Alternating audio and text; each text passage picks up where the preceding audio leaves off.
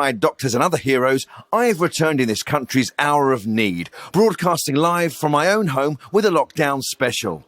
And you can find an exclusive extra episode by searching for Down the Line on BBC Sounds. Hello, it's me, Angela Barnes, host of the News Quiz. A bit of a change of scenery for me as I recorded the first half of the week's episode live from Barnard Castle in County Durham.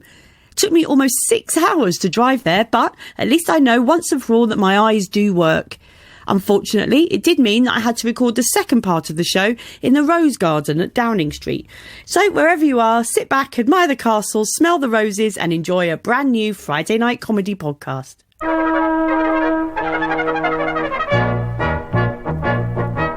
Welcome to the News Quiz with your host, Angela Barnes.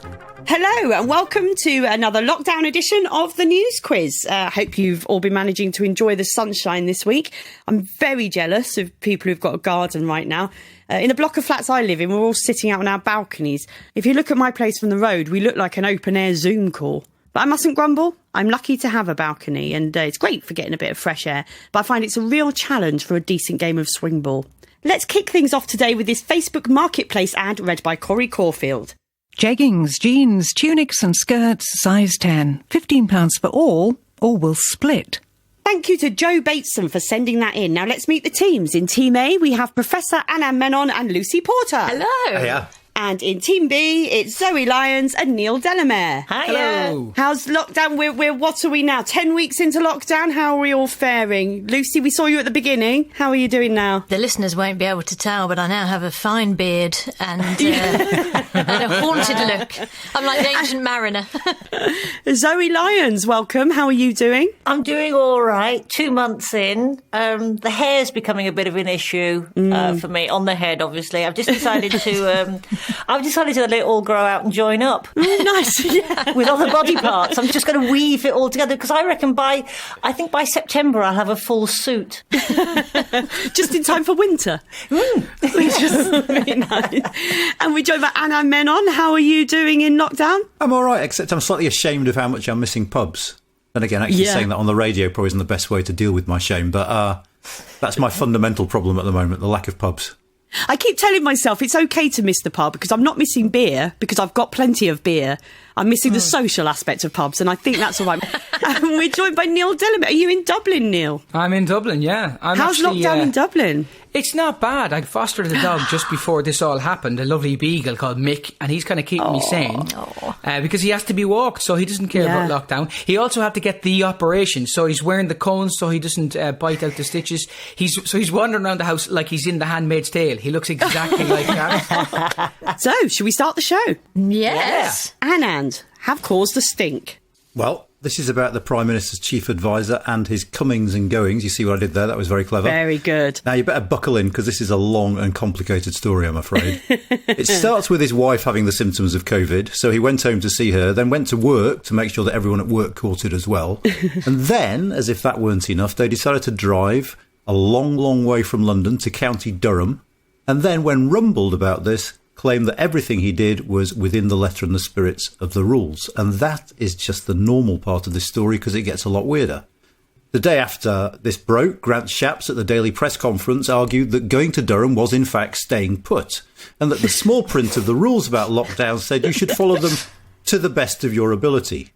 At the same press conference, Ruth Harris said if you're symptomatic, stay at home, and Grant Shapps claimed they were both saying exactly the same thing. And then it got even stranger, because Boris Johnson was satisfied that Cummings had acted responsibly, legally, and with integrity. And he was rather surprised that no one, including, as it turned out, the police, were convinced by this. And then things got stranger still, because the man himself came, gave a press conference, at which it turned out that actually, contrary to what the Prime Minister has said, the media stories were largely true. But it turns out he did indeed go to Barnard Castle, but only because he couldn't see properly and wanted to take his wife and child out in the car, not because he wanted a day trip on his wife's birthday, though they did have a doubtless essential sit down next to a river. And then, of course, we move into this week where, firstly, the chief scientist isn't allowed to go to the press conference in case he tells us what the lockdown regulations are and they don't sound right, according to Cummings. And then on Tuesday, Matt Hancock said, actually, seeing as Cummings can do this, we might review all the fines that all you other law-abiding people have got from the police for breaking lockdown. Only for about half an hour later, his special advisor to say, actually, no, we won't. And then on Wednesday, we have the icing on the cake. Matt Hancock comes back and he says, we are going to start this process of track and trace, and it is your civic duty, no less, to abide by the laws that we've set. So absolutely no hypocrisy at the heart of government, and everything is going swimmingly. Anand, I almost want to give you a round of applause because you've made what has been 2 weeks of what now into a succinct and... Yep, that's the bones of it. Well, it was like a Jack and Nori. I was enjoying that. And I was like, what's the next plot twist going to be? It was great, very well told. I found it unbelievable.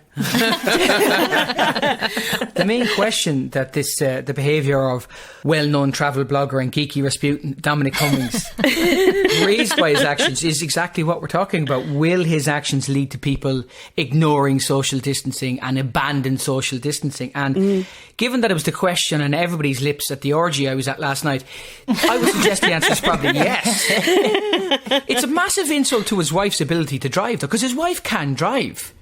So, rather than ask her to drive, he drove 60 miles to Barnard Castle and back. It could only be more insulting if he drove, got blurred vision, and then turned to his child in the back and went, I can't make this, I think you should drive back. To be fair, my wife can drive, and I'd rather I drove if I was partially blind as well, if she was the only other option. There's so many questions in this. I mean, for a start, London to Durham seems a long way to go for childcare. It's like he's never heard of CBeebies, right? I mean, that's what you do if you're sick, right? You put them in front of Peppa Pig. Isn't that parenting, yeah. Lucy? Oh. Well, I mean, this was the whole thing was they tried to appeal to us as parents. And in a way, I remember one weekend when my husband and I had 2 children under 2 and we both got a bad case of norovirus. It was horrific, so you sort of get it. But there was just so much of it. It's like, if you're going to appeal to parents, then don't treat us like idiots, because what every parent knows is exactly how many times you have to stop on a long journey with a 4-year-old to let them have a wee, a packet of crisps, or just throw up in a welcome break car park, right? It wasn't plausible that, oh yeah, we just drove all the way. Also, one thing that parents never do is allow people to move on without an apology, because that is the basics of parenting. And I sort of felt like if he was trying to appeal to us, to our better natures, then any apology would have helped with that. But it wasn't an apology. It was a weird kind of flex as well, isn't it? To turn up half an hour late to your own press conference. And then he had that weird fold-out table in the Rose Garden. So he looked like he had volunteered to judge the biggest marrow competition. Exactly, yeah. He got detained on the hook of duck, so he was a little bit late. And then just swearing that he didn't do anything wrong. And I just think if he had just said, look, I apologise, but if I hadn't done this, then there was a chance that the country would have been fully under the control of Dominic Raab and Matt Hancock, then we might all have gone fair play. You had a point. But it was the shamelessness of it. And also the fact that they kept telling us that we're not interested in it anymore as well. This whole thing about we'll move on because the public aren't interested, it's only the media. And I am the public and my friends are the public and we are still interested. Anyone else would have just got the sack, but we know that Boris can't sack Dominic Cummings because he'd be like Baldrick trying to sack Blackadder. The weirdest bit of this story I haven't even mentioned, which is when he got back from Durham, the first thing he did was not go and tell his employer, oops, I might have got us into trouble. But he went online and he edited a blog he'd written 2 or 3 years ago to make it look like he'd predicted pandemics. I mean, I imagine that's what he goes on about super forecasting for, because if you do it afterwards, it's quite easy to do. But I mean, in a way, to defend Dominic Cummings, probably what he has done hasn't been what's really irked people as much as all the government ministers lining up to defend him in identical words, obviously briefed. Watching Michael Gove trying to defend him was just beautiful. The sequel was almost better than the original movie. Wasn't it Michael Gove who kept saying, I wish the bishop well? I wish the bishop well? I wish... It sounds like a code word that something has been activated. I wish the bishop well. The eagle has landed at midnight. This is, of course, the news that Dominic Cummings took a trip to Durham during lockdown, which for the sake of BBC impartiality is neither good nor bad. It's just a thing that happened, like when the Titanic sunk. 2 points to Anand. Zoe, what is making this week even more testing? This is the launch of the Test and Trace, what would you call it, program, schedule, idea that's been launched. It was launched on Thursday by Matt Hancock, big smiley face. He's got a face like a spatula, don't you think? It's like if you put two eyes on a spatula. It's like listening to a sort of piece of domestic utensil telling you what to do. So from now on, if you are tested for COVID, you will trackers will trace people that you have been in contact with over the last few days who could be potentially also infected. The NHS will text you, email you, or pigeon you and suggest that you isolate for 14 days if you've been in contact with this person who's tested positive, even if you don't have the symptoms, as a precaution and to try and sort of have local lockdowns of the disease. And Matt Hancock pointed out that, of course, this will only work if we all adhere to it, and it is our civic duty. Which really, at the moment, you're like, oh, Matt, mate. He said he thought the vast majority of people would do the right thing. And I'll be honest with you, Matt, we, the British public, thought the vast majority of people would do the right thing, but it turns out the right thing can be sort of interpreted different ways, doesn't it now? They're releasing this in an attempt to slowly release the lockdown further. And Boris Johnson, keen to move things on, this week announced that non-essential retail will be opening up as of the beginning of June, starting with outdoor markets and car showrooms. And I think the whole country went, oh, thank God for that. Yes, if I've been missing anything over the last 10 weeks, it's been the opportunity not to buy a new Maserati. Essential and non-essential as well. They're such subjective terms, aren't they? Like, yes. I think paper chase is essential, personally. Yes, but it's stationery. More stores are going to be opening as of the 15th of June, apparently, which is stringent rules will be in place. You know, obviously there'll be social distancing involved. It will be odd. Clothes shops, shoe shops, that sort of thing, because if you're handling goods, they will then need to be put into isolation for 72 hours before somebody else can handle them. So literally, you will be walking around shops just going, just looking. No, I am just looking. I love that because they said that lots of places are implementing a you touch it, you buy it policy. And I thought, brilliant, I'm going to open a shop that sells floorboards. Yes. I think as a nation, we've all got very, very good at judging which is the more ripe avocado just by sight now. And shops are going to have to implement sort of one-way systems, which I don't shop like that. I don't shop in any sort of ordered way. I'm scattergun, you know. So IKEA are obviously rubbing their hands together going, we've been doing this for a long time. Anyone who thinks a one-way system is effective has never been to Swindon. No, God. I know the first thing I'm going to buy. I'm going to go into M&S and buy one of those big hooped dresses that Queen Victoria used to wear. Like it's your own 2-metre exclusion zone. When was the last time you were in Marks and Sparks? Watching Matt Hancock try to explain contact tracing in the most patronising way possible. Like, basically, somebody from the NHS talks to somebody who has had the coronavirus test positive, and then they're going to try and work out the pathway that the virus took, like detectives, is what he said. That is the worst Agatha Christie novel in the history. There's no crime, no murder, just Miss Marple ringing people you might have spoken to for 15 minutes or more. It's just horrendous. Well, there's lots of sort of caveats in this. I mean, for a start, initially there was going to be an app to sort of complement this whole system, but that's not ready yet. So they've had to release it without the app. And I just think, well, does that really work without the app? That's like me walking down the street shouting no at random men and saying that I'm doing Tinder. It's almost like they've rushed this out to distract us from something else. They've been testing the app on the Isle of Wight, haven't they? But it is sort of not inspiring that it's not even working in that tiny island community, and then, you know, they're expecting to roll it out. Wasn't there a massive data breach as well early on? Yeah. With the contact tracers themselves, with the training, they lost a load of their email addresses, I think. I think we just go back to bingo dabbers, and if you've got COVID, you just dab somebody beside you with a bingo dabber, and we all know who we are. I just want to get back to a hairdresser's. Like, my hair's looking such a mess. Boris is starting to take it as a vote of confidence. Well, and hairdressers are desperate to get back to work, and it's not just because they're losing out financially. I think they are looking at all of us and going, oh my God, those roots, it's a humanitarian act. Kitchen scissors down. Yeah, but what are they going to ask us when we go back to the hairdressers? So you going anywhere nice in your holidays? No, probably not, no. And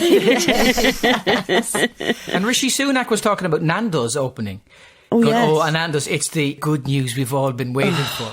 Slightly misjudged when the Chancellor says that. That's what we're all waiting for. Yeah. We're not waiting. Peri peri chicken and receipts that are far too large for any reason. That's what we're all waiting for, rather than good coronavirus numbers. This is the news that a test and trace system has been implemented in England ahead of lockdown easing that will come gradually over the next few weeks.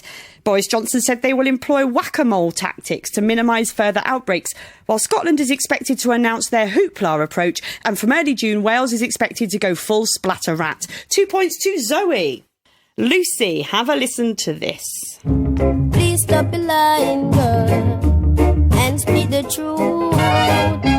If you don't love that guy, tell him you don't. Lucy, whose lies are being detected?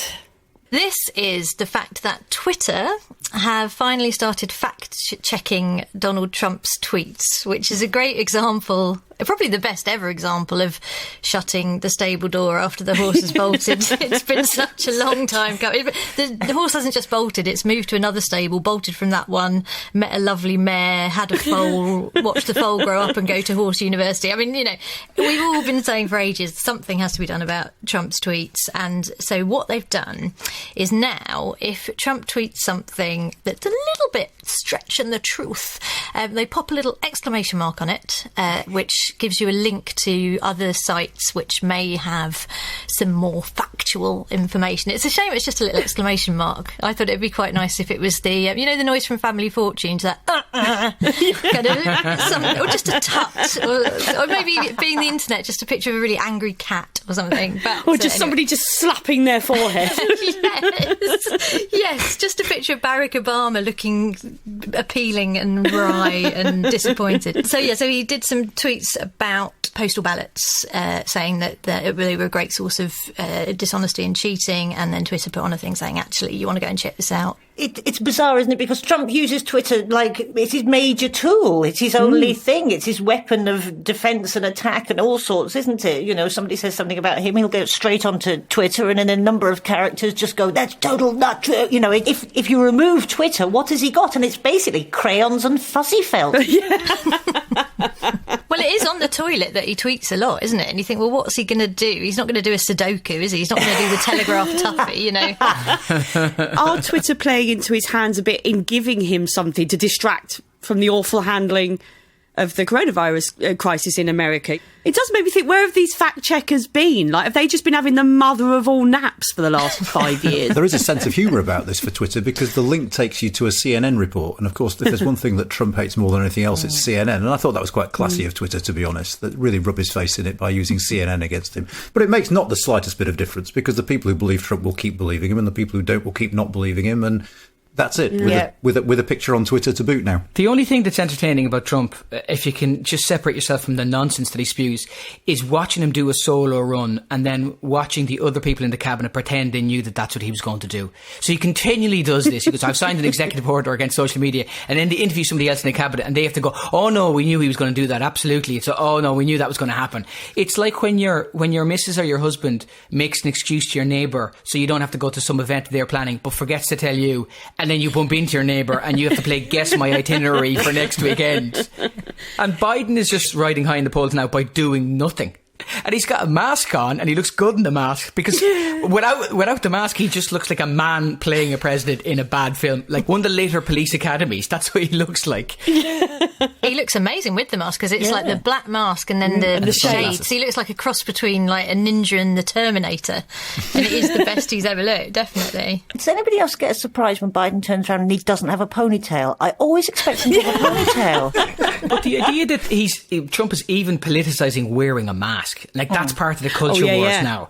Like, he mocked a reporter for wearing a mask, saying, oh, you just want to be politically correct. Like, that's how the virus works. It's not the cloth barrier to your airways that stops the virus. It's your liberal sensibilities that stops you getting the virus. It is nuts, isn't it? He's obviously got a problem with the fact that he doesn't feel like the mask gives him the kind of sense of leadership or command, and it is that sort of... People have said, oh, it's fragile masculinity, and that's why he won't wear one. But I sort of think it might be because, like me, he finds it smudges his foundation. This is the news that Trump has threatened to shut down Twitter after they put a fact-check warning under one of his tweets. Personally, I'd like him to start by shutting down MySpace, as there's still some embarrassing photos on there and I've long forgotten my password. 2 points to Lucy. And at the end of round 1, Zoe and Neil have 2 points, Lucy and Anand have 4. Before we start round 2, we've been sent this cutting from the Daily Telegraph, and it's about my hometown of Brighton. And it says, a Brighton and Hove Council spokeswoman said the bars are open for takeaway, but there are no public lavatories open, which creates its own problems. This weekend, we will be encouraging visitors to spread out and make use of the long stretches of beach available. And thank you to all the people who sent that in. Neil, have a listen to this. The revolution will not be televised, will not be televised, will not be televised, will not be televised. The revolution will be no rerun. Neil, which national anthem is causing national problems? Yes, this is the story about people who are protesting in Hong Kong about the proposed introduction of a law that would make it illegal to disrespect the Chinese national anthem. So you couldn't boo the national anthem, you couldn't change the words, you can't sing it in a disrespectful way. Basically, the Sex Pistols would be a disaster in modern Hong Kong if this is passed. And I've listened to the Chinese national anthem, and it's a banger. It's an absolute banger, I have to admit. But I love all the Chinese communist music. I've all the albums, of them all. Cultural Revolution 1 and 2, and Mao, that's what I call music. That's my big one, I'm afraid. So some people in Hong Kong are kind of worried that this, along with other Beijing laws that they're trying to push through, this is the Hong Kong Authority that's trying to push this one through, but they're fairly worried that this represents a further erosion of democratic rights, and this is a slippery slope towards a police state, a surveillance state, and they're worried, understandably. And Mike Pompeo has wrote in as well, as obviously the US Secretary of State, and he has said that there isn't sufficient kind of distance between China and Hong Kong. I think I know it's not necessarily based on the national anthem law, but more based on the proposed security bill that Beijing is going to superimpose on Hong Kong, which would allow them to have Chinese intelligence agencies working in Hong Kong. They've been there undercover apparently for years, but now they get their own office pretty much, and it has made treason, sedition and splitism. When it goes through, it'll make all of those illegal, even though it hasn't defined what those are. I mean, Hong Kong has a policy, doesn't it, that's dubbed one country, two systems, which means that while they're strictly part of the mainland, they can effectively act as they please. Pompeo also said, in the most politically naive thing I think I've heard in a long time, that the US hoped that a free and prosperous Hong Kong would provide a model for authoritarian China. Yeah, and I thought when Adam Lambert joined Queen, they'd start playing his music, not Bohemian Rhapsody. I don't think that's how it works. It's just nice to see that they've bounced back from coronavirus and got straight back to the business of state oppression that they do so well. Well, that's what Xi Jinping said, didn't he? He's urged his army to increase its preparedness for armed combat. And I'm like, who is looking out their window at the world now and going, do you know what this needs? A war. Yes. Apparently it's from the film, or features in the film, Children for the Troubled Times. So at least you have to kind of respect their ability to go for that song and not pick a better song from a better film. Like, who wouldn't, when they're getting their Olympic medal and their flag is raised, who wouldn't want to hear I've had the time of my life from Dirty Dancing? That would be amazing. This is the news that protests are continuing in Hong Kong against the Chinese government's impending implementation of anti-sedition laws. They say the protests are fuelled by anti-mainland sentiment. If you're unsure what anti-mainland sentiment is, just ask anyone in the Isle of Wight what they think of Matt Hancock. 2 points to Neil. Who has been horsing about in Leicestershire? Royal horses. They are royal horses. They've been furloughed.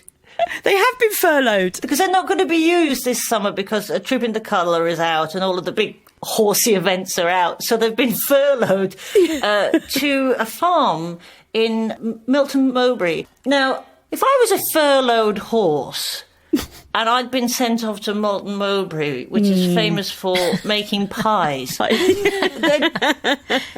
It would be with great reluctance that I'd be packing my little suitcase for the summer. If the groom does inverted commas, you're going to the farm.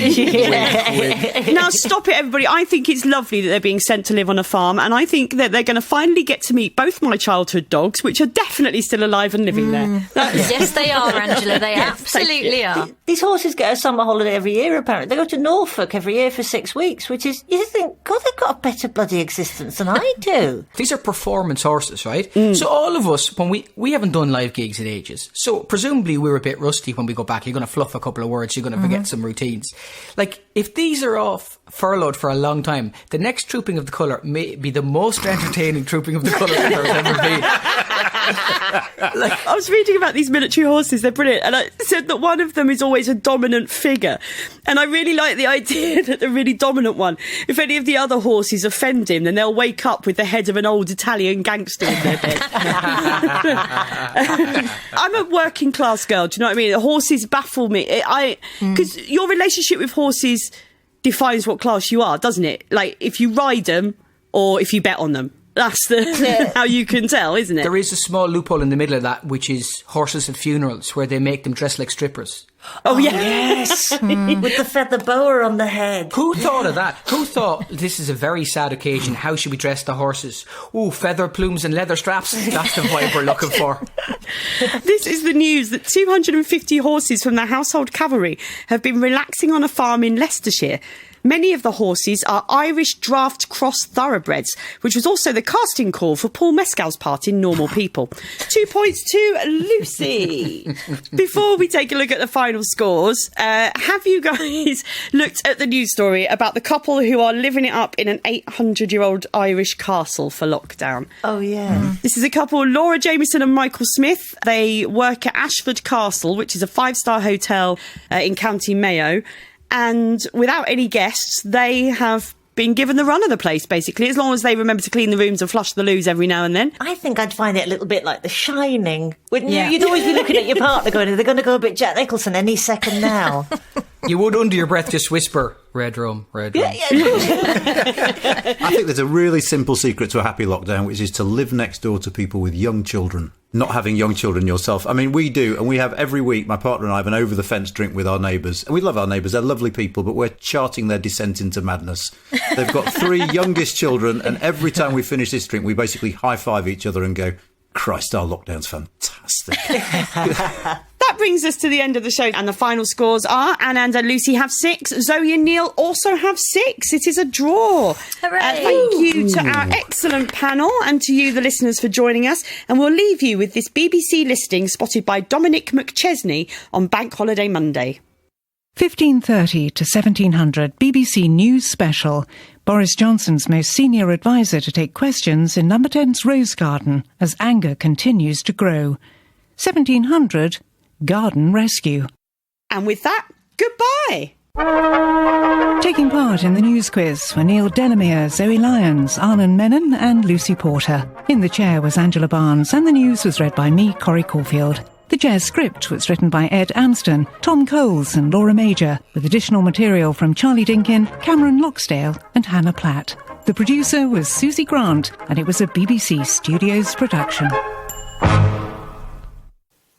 Hi, my name's Jarvis Cocker, and I'm here to tell you about Wireless Nights, a nocturnal investigation into the human condition. A collection of stories about the night and the people who come alive after dark. From nightclubs to night rail, from the man in the moon to the land of the midnight sun. Join me and discover a different kind of